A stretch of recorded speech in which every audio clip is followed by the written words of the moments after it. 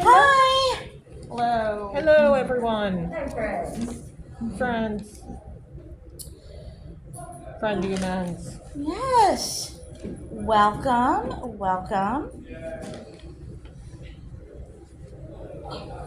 All right. Good afternoon. Thank you for joining us at Disability Liberation, the final frontier. If you like this, come back tomorrow at 10 o'clock for our second panel, which takes a closer look specifically at neurodiversity and eugenics. So much eugenics. But today, we're going to talk about how over 60 years, Star Trek has depicted disabled characters and their role in a futuristic society, and how sometimes that depiction has been very accepting and inclusive, but other times it's been limited by the perspectives of the society or the time it was written or the imagination of the writers. Who are generally the kind of people who make you want to set things on fire. Theoretically. There will be no actual arson here, but theoretically, they make you want to set things on fire. Theoretically. Fire. That one. I'm Leila Yoder, and this is Sara Liss. Hello. And this is Jennifer Hughes. Hello. Good to see everyone here. So Star Trek has been dealing with disability themes since literally the very first episode, which was The Cage. Which was not aired. So it's Unaired not the pilot. first episode that... The first episode that was ever made. The first Star Trek that existed in the universe. So, if by chance you have not seen The Cage, or The Menagerie, or Star Trek Discovery, or Strange New Worlds, this may be news to you, but so the plot of The Cage is that Captain Pike is taken captive by the Telosians, who plan to keep him in their menagerie, which creates illusions and can create a perfect paradise. But Pike rejects it because humans hate to be held captive. Just humans. Just humans. And Well, yeah, the it's iPad spelled out found. that humans hate this and Telosians don't understand humans very well. And that's why they're holding humans captive. yes, Makes and Pike sense. meets another human captive, a woman named Vina, and Pike and the Enterprise crew escape, but Vina chooses to stay on Talos in a prison where it is explicitly spelled out that they are tortured because she is disabled and she would rather live in a prison where she can have the illusion of an abled life and also perpetual youth and beauty because a woman's value is her appearance. There's just so much wrong with this on so many levels. And the other thing that I have to say, in this wonderful futuristic society, if this is the best option for disabled people, exactly how is the Federation treating disabled people, and like wheelchair users outside of this random prison world? Anyone? The implicit things is that they heal they fix everything. We get there. That's They heal, or they live in institutions, and it's But yay! they don't know how to put a human back together, so she's disabled and doesn't look like a normative human. Right, So they it's- use illusions to make her young and beautiful and appear to be able-bodied. And Yes. there is no deinstitutionalization. We're getting there. We have an agenda. It's So then, detailed, and we left a lot out. then when this episode was reused in flashback scenes in the menagerie, then Pike has become disabled. And he is brought to Talos to live out his life because even though the entire message of The Cage was that humans hate to be held captive, and even though the Telosians canonically torture their prisoners, Pike would rather live on Talos in this illusory world rather than live as a disabled human in the so-called real world. Now, the menagerie does kind of gloss over the torture aspect that is more spelled out in the cage, but it certainly includes the explicit message that humans hate to be held captive, even if it is a so-called nice captivity, unless they are disabled. And the implication is that if you are disabled, captivity and illusion is better than real life. Oh, and also, if you're disabled, your romance life it's best off with this random other disabled wheelchair user human who you weren't actually that into, and even though you've been having affairs with all sorts of female people across the galaxy because it's Picard. It's a great girlfriend. Oh, I remember her. Cool. Let's live the rest of our lives together in a fantasy. Vina is portrayed as infatuated with Pike, and he's kind of like, well, okay. Yeah, it's like in the cage, an explicit message is that he does not want to be her husband. So, the Discovery episode, if memory serves, is a little bit of a soft retcon because it presents Telosian captivity more benignly, kind of gives some context to why Pike might choose that life other than just internalized ableism, which is the only explanation we get in the menagerie. But it's still, there are still a lot of questions. The other really significant question about the menagerie is, why is Pike's communication limited to beeping? I have my AAC speaker, but I left my phone in the Uber, so I cannot do the AAC, which would have been nice because that's making me more anxious. At least I'm actually talking today. That's good, and mostly comprehensively. But my AAC, I type words, and the program reads the words. And when I had the speaker, it reads the words loudly. And you know who else had this technology? You may have heard of him. His name is Stephen Hawking. If we're thinking about, do you mean Star Trek guest star Stephen Hawking? Timeline. If we're talking about timelines and when technology existed. I've already broken a tooth in anger once this week, so anyway. But yes, now in 1965, or in 1967 rather, when they were making the menagerie, that kind of technology was futuristic. So even the idea that a non-speaking person could communicate by beeping was futuristic at the time that it was made.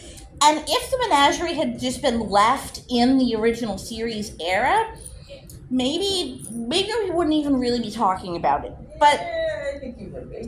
well, but they chose to bring this plotline back and make it the linchpin of Strange New Worlds, and it really raises the question, if they do that plotline in a show made in the 21st century, are they going to include the beeping as communication? Are they going to give Pike a proper alternative augmented communication?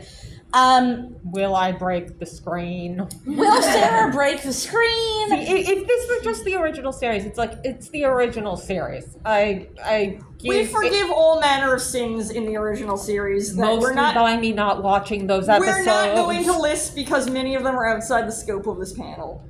Tomorrow. Yes. And one of the things, we're jumping a little bit ahead on the outline, but one of the things is that some of the things that were presented in the original series were in the 1960s progressive for their time, but then shows made in the 1990s and 2000s and 2010s and 2020s are still leaning on those same themes, and the context is a little bit different. So why is ableism still a thing? in the world of Star Trek, in a universe that is presented as utopian. Why are there Post-racist, institutions post-capitalist everywhere? future. Hopefully post-sexist, although maybe not so much in the original series. And after. And after you subjected me to disco, you reap the consequences. But yes, there are surprising amount of interesting institutions for many people.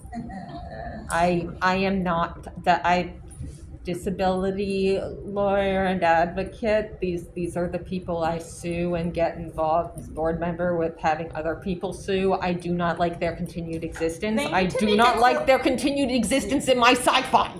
They need to make a courtroom episode with a U. They absolutely do. I can be angry. Well, that they had on Strange New Worlds was kind of defending eugenics in a weird way. we're getting there. We're going there. More tomorrow than today, but Yeah, we we may are touch getting on there. that. We're getting there. So yes, as Sarah mentioned, why is institutionalization even a thing in a post-scarcity economy? The rationale for institutionalization existing today in our world is usually that disabled people supposedly can't get jobs or earn money or take care of themselves. Now, Yes, But what- spoiler alert! Some minimum wage has nothing to do with the fact that Sarah, are you telling us that people use bad faith reasoning to defend ableism and institutionalization? Spoiler alert! I don't believe that institutionalization is necessary today because we could have economic justice for disabled people right now, but If we, for the sake of argument, grant their reasoning, it wouldn't seem as if it should apply in a post-capitalist, moneyless future. right, because if the rationale for institutionalization is that disabled people can't get jobs and take care of themselves, why would that even be a necessity in a universe where you can get everything you need from a replicator, no one needs money? Why would a disabled person's material living conditions be any worse than an abled person's? It's like and like AIDS. People if they want to work as aides, not if they're desperate for a minimum wage job that is going to kill their body, because a lot of personal care aides themselves are disabled. That's why they're desperate and working minimum wage jobs. I get the New York City minimum wage, at least, even if they pay 13 hours for 24-hour home care. That's Medicaid's, that's how Medicaid decided that they could cover 24-hour home care if they didn't actually pay people for it. Sarah, is taking care of disabled people real work? it's mostly done by women and immigrants. And sometimes other disabled people. I mean, Danny showed. Three of those groups. My brother showed up for some of these rehearsals, and he's my favorite person in the universe because he's a little shit, which is his right as my little brother. We did love to see him popping into the video chat. Yeah, but he's my brother. The problem isn't so much that he's disabled. It's that he's my brother and a little shit. And you're the world's okayest sibling. yes, As your sweatshirt from yesterday said. yes, it's like great, but it's like it's family, and often with family, it's like you will treat this. It's like it's just my sister. Wait a minute. Are you saying that disability issues and labor issues are interconnected? Because big if true. Anyway, Star Trek. Getting back to institutionalization in the Star Trek future. Yes, if we have a society where there is no money, no capitalism, no poverty, and no real need to work for money to buy the necessities of life, the rationale that is given in our world for institutionalization to exist no longer applies. Meanwhile, there are several instances in Star Trek where institutionalization is essentially played as a joke, such as in The Search for Spock, when McCoy is possessed by Spock's Katra and is said that he needs to be sent to a Federation funny farm.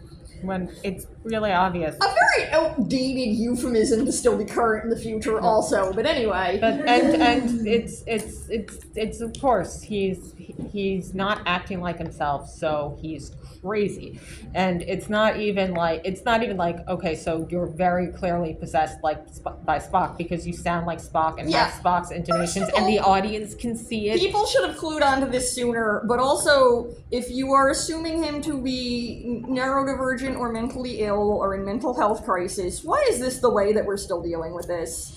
Right. Why is that a reason to lock him up and take away his human rights? And then joke about it. Yeah. What if he were really hearing voices? Who cares? Are they telling him to set things on fire? And not just that, is he actually setting things on fire? I don't see any arson happening. In which case the issue would be his behavior and not his neurodivergence. Yeah, right? You can hear voices, you can want to set things on fire and think and have the urge to set things on fire and not. You know how being strange is equated with being dangerous because it makes everyone around you uncomfortable?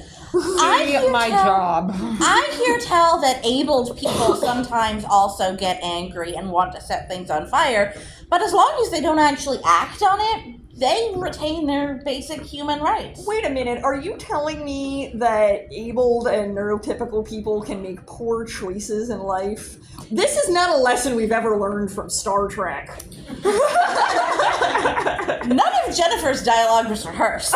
No. And then in Lower Decks, the episode The Farm, Boimler is sent explicitly against his will to an institution for disabled people. He is afraid that it will be a horrible, abusive, miserable experience. And then essentially the joke is that the institution is actually perfectly nice. Because we all know that everything is wonderful in the Federation. Which, first of all, we don't know that because we've seen examples of... We've watched this show. Of oppressive institutions, even beyond the inherent oppression of institutions, before people who seem to be living in poor conditions. Also, even if it were true in universe, it seems unnecessarily dismissive of people who have had bad experiences in real life, because it's like, ha, who would ever think such a thing, which is a dismissive thing that also happens. It's literally, they recreated the autism farm. For space autism. Yes, that's another thing which maybe is a little niche to people more involved in the disability community, but that there is an actual movement of trying to bring back separated from the community institutions by being like, isn't it nice to let disabled people live on literal farms? It's agrarian. Because it's like for some reason. There's a farm in the middle of the equivalent of the middle of nowhere for Cape Cod in Cape Cod. It's like, so you're farming for how many months in the year? You know how cold Cape Cod is in the winter? Well, obviously forcing marginalized people to do agricultural labor for little or no pay is in no way problematic. Of course not.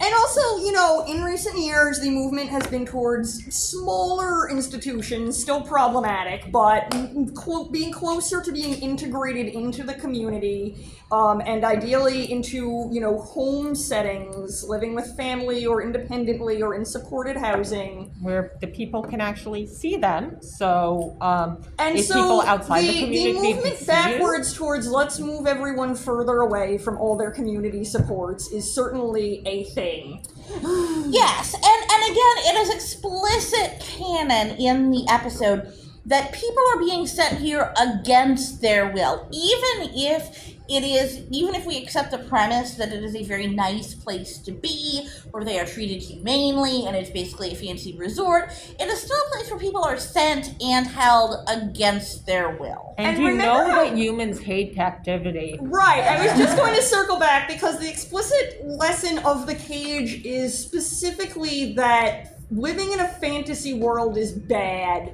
And that even if you get everything you want, then that is bad for people in itself, and that this race has basically, made itself irrelevant by overthinking everything. And somehow that's okay if you are a person who apparently has no place in society because you're disabled We or don't count. non-normative. Did you know that we don't count? We never feel like that today, and we never feel like that in the future. So, circling back to the issue of real life social conditions surrounding the makings of this episode, most of the original series was written and made at the very beginnings of the disability rights movement. The very beginnings. The independent living movement. Yes. Like, please distinguish. Okay, yes, the very beginnings of the independent living movement and the deinstitutionalization movement. So it is understandable that these movements and these concepts may not have been on the radar of the writers, even if the writers were somewhat progressive in other ways. Somewhat. Public disability awareness, and specifically of disability rights as a concept, was relatively low. Yes. And that's why you get episodes like Whom Gods Destroy, which is about an institution for the so-called incurably insane. Of which there are apparently only like a dozen in the Federation, which seems doubtful. Who are held there until they are forcibly injected with a drug that cures all mental illness. Which is like a very 60s wannabe progressive idea that, like, imagine when we can cure all the mental illness, man. It's also a very 2000s Human Genome Project era idea. Circle back around, sometimes with different reasoning and in different contexts. Revolutions come in cycles. That's why they're called revolutions. Thank you, Samuel Vines. Yes. So, within the social context in which the episode was made, it may have been considered progressive for its time. Although, this episode has had a strange revival of people in 2024 saying that this is a progressive approach. And essentially with the argument... Yes. Who's saying that? Well, essentially with the argument People are that, saying that. that it's compassionate because the mentally ill former captain is not blamed for his crimes and is given a chance to redeem himself. And I'm like, that's a bit of a broken Aesop because his redemption is conditional on being cured. And if they hadn't been able to cure him and he just had to live with mental illness and perhaps not always making rational and nonviolent choices, then what happens to him then? Does he have a place in society? The conditions of this institution don't seem to be great, by the way, which is like something that was dealt with bitter and dagger of the mind, which is also somewhat problematic, but like, I remember finding it really funny that Leonard Nimoy apparently wrote a memo that was just like, this is just Dagger of the Mind, but worse. Which was pretty accurate. Leonard Nimoy got it. At least Dagger of the Mind explicitly spelled out a cage is a cage. There is no humane way to incarcerate people. Yeah, and it's like abusing prisoners is bad, but also holding them prisoner is already abusive. So then... We get the augments. We'll get there. Also, like, I would say it's a stretch to say that Garth is treated compassionately because he's kind of played as a joke, and there's also some weird homophobia, but like, the woman, what is it, Marta? Yeah. Yes, the mentally ill female Orion is treated even worse. And it's like very emblematic of a double standard between men and women. Orion in women discussing deserve mental better. illness. Yeah, there's definitely a lot of the intersection of ableism and misogyny in the cultural trope of the crazy woman. The crazy woman who's always horny and trying to seduce men, who then use her. Because she's only crazy because she has a uterus, Jen. You know this. And well, because I just want Bringing back hysteria. well, Nice. Isn't female sexuality inherently insane? I'm sorry. Yeah, like you. Wait a minute. That brings us to our next bullet point. Yes. That wasn't even intentional, but go ahead. Yes. So, well, this depiction makes sense for the context of the 1960s. An attempt was made. It was within the social norms of the state of public awareness of disability and neurodivergence in the 1960s. By the time we get to the newer iterations of Star Trek, the disability rights movement was well underway, and particularly Deep Space Nine is in conversation with that movement and largely actively rejects it. Right, and especially post Americans with Disabilities Act, there was some level of awareness among the general public of disability rights as a topic. So we can't even completely blame this on ignorance. Exactly. Post ADA, post IDEA. Come on. Yes, because specifically this is spelled out in the episode Past Tense, where they go back in time to the ancient date of 2024. Weird, crazy year that. And they are on this, skid row of poor and unhoused people, and it is explicitly spelled out. There is an explicit binary between abled poor people who, need jobs and economic opportunities, and a distinction between them and poor disabled people who are literally referred to as DIMS. Which is acknowledged as pejorative in universe, but then the social work character is like, well, we use it sometimes anyway. And Well, that's realistic for Yeah. social workers. I'm not sure if the show realized what they were doing. Yeah, no, the terminology is acknowledged to be pejorative, but the attitude behind it is not unpacked that much. It's not unpacked at all. In fact, the social worker character who says that explicitly says that disabled, unhoused people should be institutionalized, but funding was cut for institutions. Now, this was a very popular... It is a very popular. All right, it's we're even getting more there. Okay, breathe, Sarah. This Was and unfortunately still is, but we're speaking in the 90s context right now. was and unfortunately still is a very popular sort of liberal idea that deinstitutionalization caused homelessness. Often specifically blamed on Ronald Reagan, and that is simply historically inaccurate. Multiple studies of the housing crisis and homelessness have reiterated that the deinstitutionalization movement is not what caused large-scale homelessness. And also, the deinstitutionalization movement did not advocate for institutions to just close and people be let out to either. There were proposals. Remember the home and community-based service movement? Pepperidge Farm remembers. There's this thing that the advocates in Connecticut, I worked with the people who worked on the original laws in Connecticut regarding this. It's called, they call themselves Keep the Promise Coalition, because the state promised to pay for home and community-based services and Community mental health clinics specifically. Community mental health clinics, community other clinics. And they okay, so we are founding this organization to have you keep the promise you made to us. And guess what happened? Because did you know that people can receive mental health care outside institutions? No. Did you know that providing services costs money?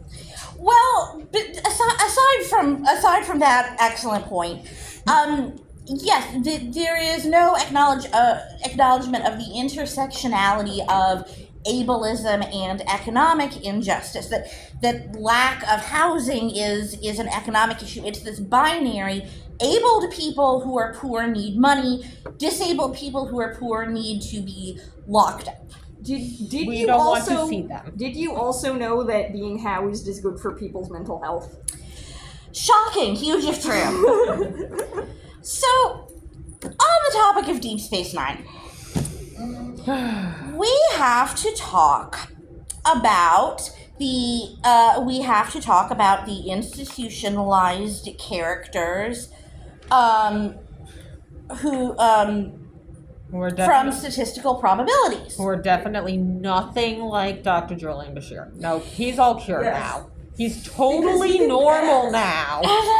Do you remember how we had that really cool Julian Bashir episode, and then later there was an episode that was like, but what if other people were engineered and it went wrong, when like the point of his original episode was that it can't really go right? Yeah, so we will go But he was into... disabled in the first place, and that makes it okay for them to genetically engineer him. Well, we will get into there much more detail tomorrow. about the augment storyline in tomorrow's panel, specifically about eugenics. Eugenics. But in statistical probabilities, we are introduced to augmented characters who are basically just autistic. Like somehow being augmented turned them autistic. Space autism. They kind of probably semi-accidentally just wrote 4 different presentations of autism.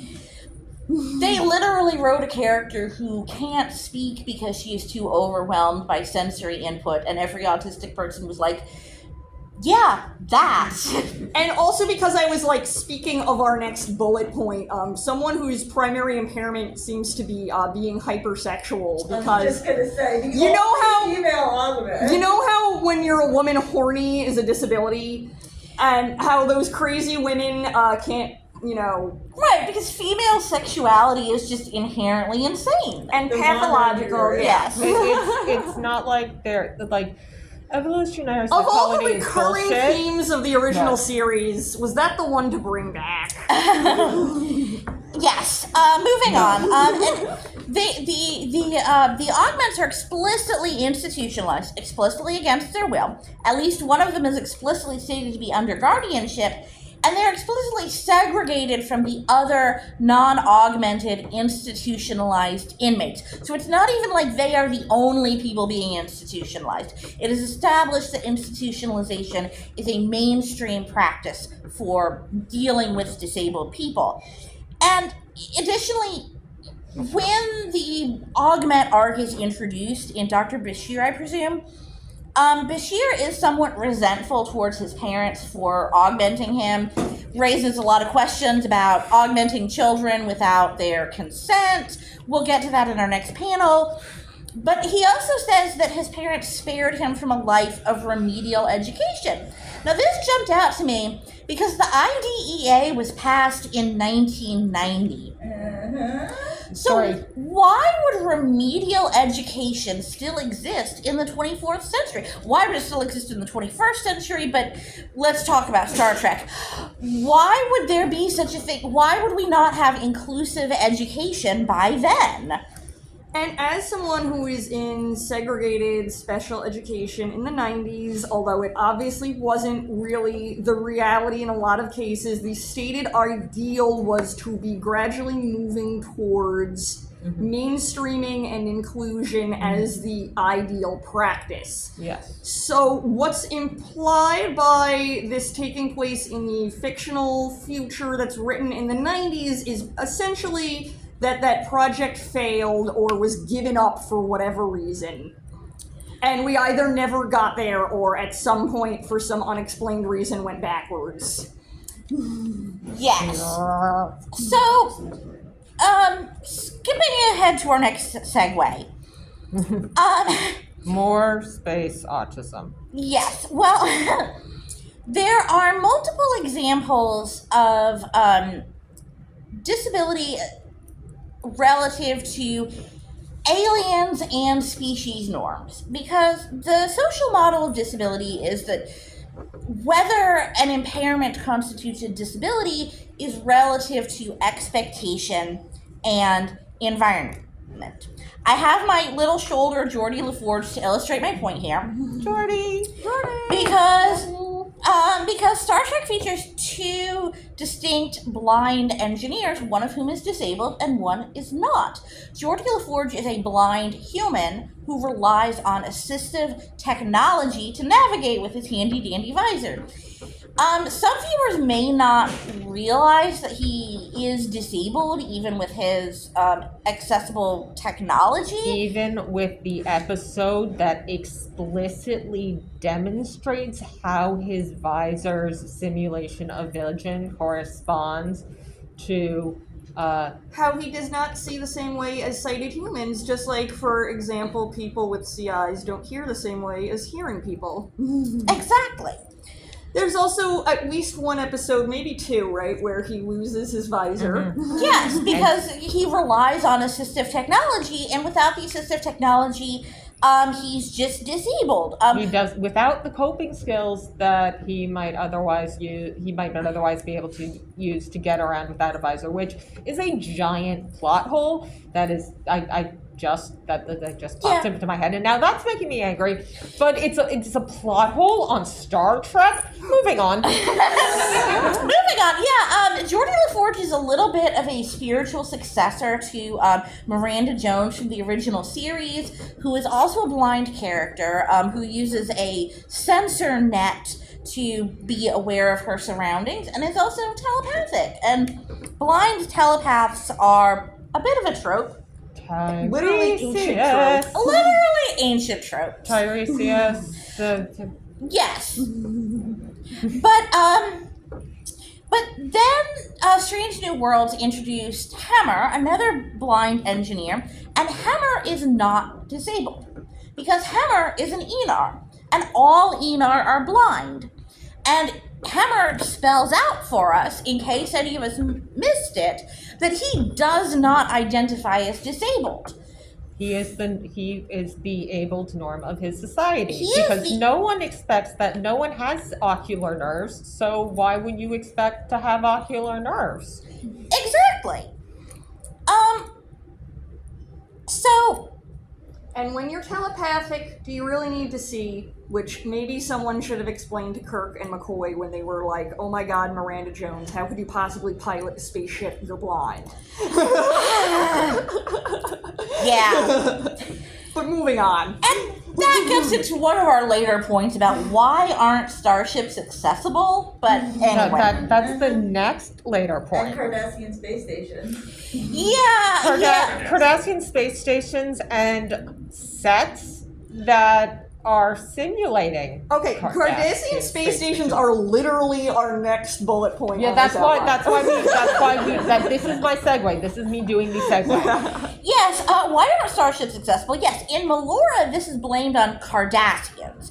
And the implication is that Cardassian space stations aren't accessible, but the Federation, because they're the good guys, they would make their stations accessible. At least for physically disabled people. Just like the actual set. Oh, wait. Yeah, Wait. but also Yes. Federation ships aren't accessible. In the Enterprise episode, Daedalus, there's a wheelchair user character who just appears in rooms that he would have no way of entering.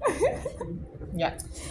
Wheelchairs Wheelchairs can. transporters are for. Yes, but he's not using. They're the not advanced enough by that point. They're not There was using. no site-to-site transport in Enterprise. It's- Didn't Porter specifically say she didn't want to use the transporter to get around? Yes. On the She didn't feel Cardassian that she space should station. have to get around in a different way than everyone else. Yeah, almost like inclusion Yeah. is the point. Yes. And ironically, the wheelchair-using character in this episode we're discussing is the inventor of the transporter. Yes. But there are other examples of disability depicted relative to alienness. Oh, and as I think Sarah was touching on, but you know, everyone's not in our heads. One of the things I learned in the course of my research for this demonstration is that Melora was written by a wheelchair user who was a staff writer, and he was unable to visit the set while they were filming it because the set itself was not accessible. All right. Yes. Shock. So, an interesting example of a disabled character is Spock, because from the original series, he is clearly depicted as neurodivergent relative to humans. And also relative to Vulcans. Yes, because he is a Vulcan-human hybrid. It is a repeated theme of his character that his style of thinking does not fit in fully with humans or with Vulcans, and this is like, it was written, I think, as a mixed race or mixed culture metaphor, but it's also kind of a neurodivergent metaphor that his mind doesn't work the way the people around him, their minds work. And that's why we all went, it us? Yes. It us. That one's mine now. No takebacks. Mine. Yes. But then in Discovery, the disability metaphor was literalized when Spock was revealed to have Latak Tarai, which is a Vulcan learning disability similar to dyslexia. So he had been sort of a neurodivergent coded character who then was explicitly spelled out to have a learning disability relative to other Vulcans. Which gives him time travel powers. You know what? We don't know how Vulcans work. Yes, They are already telepathic, so sure, he can see backwards and forwards in time. I am not a fan of the disability is a superpower trope, because there's a difference between disability having beneficial aspects and negative aspects, and going, I'm actually superhuman. And because sometimes it comes from like, I'm so uncomfortable with this character being impaired that I need to immediately give them a special ability to compensate for it. It's a little bit of a disability superpower trope, but it is explicitly spelled out as a disability. It is dealt with in a... He was a late reader, his mother had to tutor him at home. It could be a lot worse. It could be a lot worse. It usually is a lot worse. It usually is a lot worse. And Vulcans blame this on his dyslexic human mother, even though they did have a Vulcan name for it, which implies that it's not an unheard of concept. Which, to be parallels here. To be fair, I mean, it's Vulcans, but, Vulcans are also ableist. How about that? Weird. And just like with real-life humans, their ableism sometimes intersects with their racism. Wild. Yeah, so I know, I'm trying to... Yeah, I know, I'm just reminding. I know. So there's some other examples of disability relative to alien species standards. One of my favorite, most interesting examples to me is episode The Loss, where Deanna Troi loses her Betazoid empathy. And the non-Betazoid characters really don't understand, and are really unsympathetic. Yeah, Riker is a real asshole. Riker in particular, which really sticks out because he tends to be like kind of a Deanna simp in other episodes. Yeah. Deanna deserved better. Yeah. Deanna always deserves better, but especially in this episode. Yes, because the non-Betazoid characters are like, well, we're not telepathic, so what's your problem? Why do you have you think you're too good to live like us? Yes, because they don't understand that for a Betazoid, being telepathic or empathic is normal to them, and that this is part of her identity, this is how she's learned to relate to the world, and that sudden onset loss of this ability, it is an acquired disability. And also part of how she does her job, that she's expected to just keep doing like normal. Yes! And without medical leave, without any transition, without therapy. Which is their therapist doesn't seem to have enough access to therapy, which is its own. Yes. Okay, so that wasn't call her a therapist. That wasn't the professional norm at the time, but like, this is a paramilitary organization. You cannot tell me that a paramilitary organization wouldn't have protocols for this, but a plot hole on Star Trek? Well, I like Leila, I appreciate that everyone is kind of treated by the story as the jerks they are in this episode. Mm-hmm. Yes, and Jennifer wanted to compare and contrast this episode with Tin Man. Yes, because that's sort of an opposite situation where a Betazoid character has such an overabundance of empathy that he is considered strange by other Betazoids and ostracized from Betazoid society. Yeah. And also just has trouble with everyday life because, he's experiencing sensory overload from being bombarded with everyone's feelings all the time. Space autism. What a strange, fantastical condition that could only exist in aliens. Space autism. Yeah. This really shows that, like, for betazoids, their level of empathy is part of their species norm. So someone who is either non-empathic or hyper-empathic is disabled by betazoid standards, even if non-betazoids don't understand it.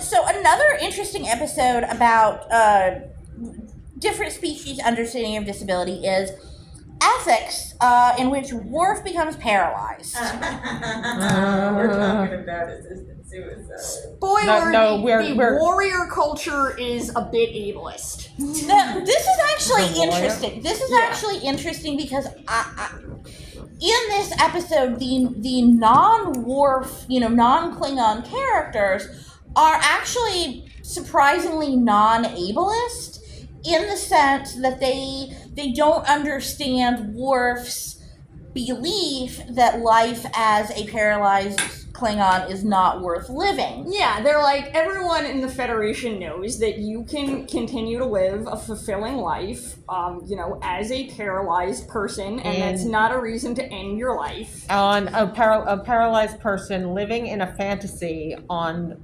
Talos. Yes, it's an interesting shift in attitudes from the 1960s to the 1990s when TNG was made. And then back. And it's a little bit depressing to think that perhaps they would not have been that accepting today. But they literally weren't. They literally weren't. And well, as we discussed earlier, and much of this will come up again in our panel tomorrow that you should all return for. yes. So, but this depicts that Klingons have a very different attitude than humans towards physicality, and because they are focused on physicality and fighting and martial arts, a physical impairment is considered much more devastating to them than it is to a human who might still be able to have a different kind of job that isn't dependent on mobility. Ableism says question mark, but it's a little bit of a broken Aesop, but ultimately it is somewhat disability positive and somewhat bodily autonomy positive, in that Worf is allowed to make the choice.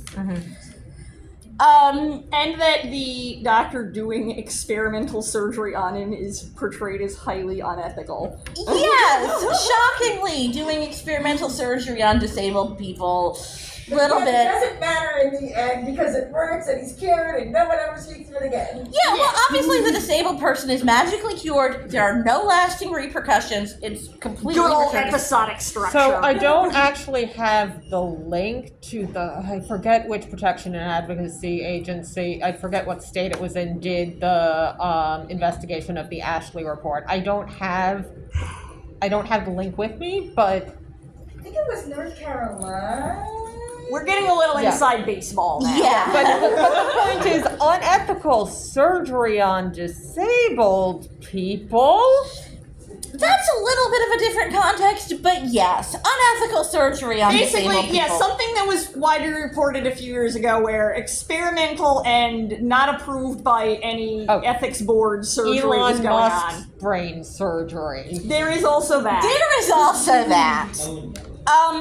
So then another example of different species, just briefly running through, of different species understanding of disability is in Plato's Stepchildren, where we meet the character Alexander, who is a little person, and he is treated as lesser in Platonian society because of his height.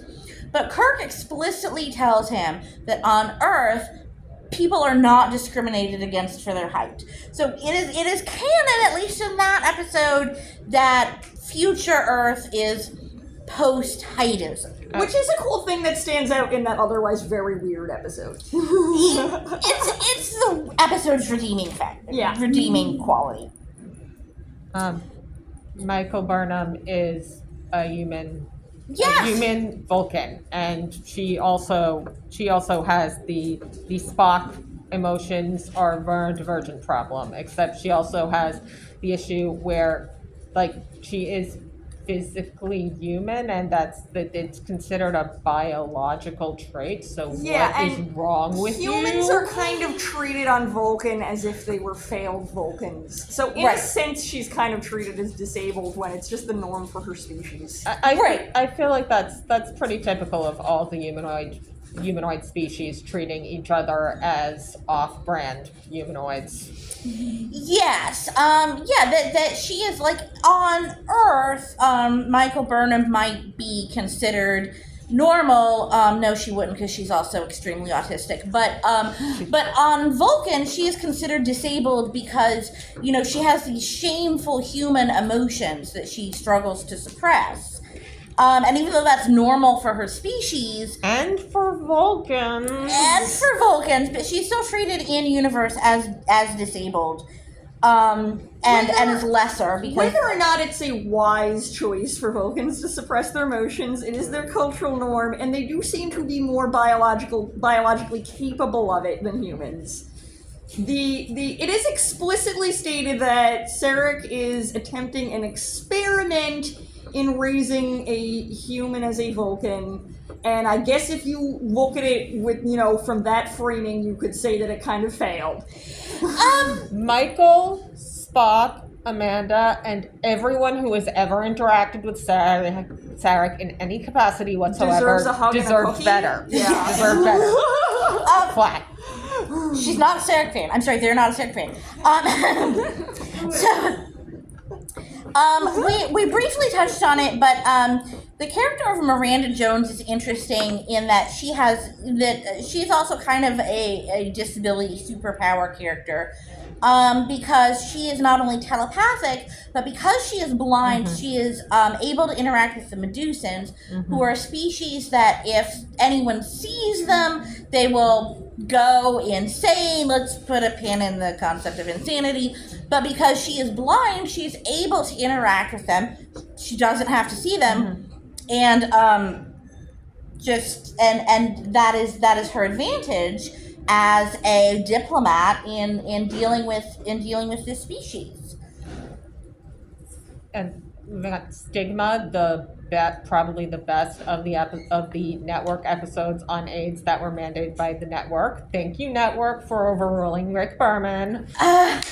It turns out that Rick Berman sometimes had to answer to someone. Yeah. So in Stigma, T'Pol gets a disease called Pinar syndrome, which is a Vulcan condition, a Vulcan disability that is transmitted by mind melding. Space AIDS. It is very clearly an HIV allegory or an STI allegory. But the focus is not so much on the condition itself, it's on the cultural attitudes around it, because disability is a social construct, and that there is that even though she contracted this disease against her will, she still experiences stigmatization for it and systemic ableism. And this episode kind of confronts this idea that, disabled people are to blame for getting sick or being disabled. And she also refuses to utilize privilege here, and is like, there's like very clear parallel to the concept that was common in the 90s and 2000s of like, good AIDS patients versus bad AIDS patients, and it being your fault versus not. And everyone's like, why won't you just explain that it's not your fault? And she's like, because I don't want to throw everyone else under the bus. Why don't And then you stop eventually being that's terrible? disclosed against her will, which we'll put aside. Yes. And then finally on our outline, we have one of my favorite examples, which is of a disabled character, which is Nog in It's Only a Paper Moon. Nog has had his leg amputated. He gets a prosthetic leg. And what I really like about this episode is that even though it is in a fictional scenario, the way that he deals with it is very grounded in reality. It's an acquired disability, and he has to adjust to having a late onset / acquired disability. He's used to walking without a prosthetic leg. And even though we essentially have limb replacement in the 24th century, it still would take a lot of time to adjust to having a new limb, because that's a weird thing that's happening to your body. Yes, And he's also dealing with psychological trauma at the same time. Yes, I think that It's Only Paper Moon kind of succeeds where ethics failed, in that it shows that even if your disability is mitigated, there is still a learning curve. There's a learning curve. There's a process. A process of self-acceptance. And of dealing with a new form of embodiment. Yes. All right, we are at the end of our outline, and I think we are about to be kicked out of the room. We wanted to leave room for questions. Yes, We'll be here we talk tomorrow. a lot. There's a lot to talk about, and unfortunately, I was not able to control my rage as much as I was trying to. But you didn't break any teeth, and that's always a win. That is all. As a human Vulcan, I regularly say, usually in my head, occasionally out loud, I am in control of my emotions, and that is how I get through life. So, Emotionally dysregulated icon, Spock. So thank you all for coming. Please join us tomorrow at 10 for a deeper dive into neurodiversity and eugenics. You can hear more about the things we talked too much about today. Yes!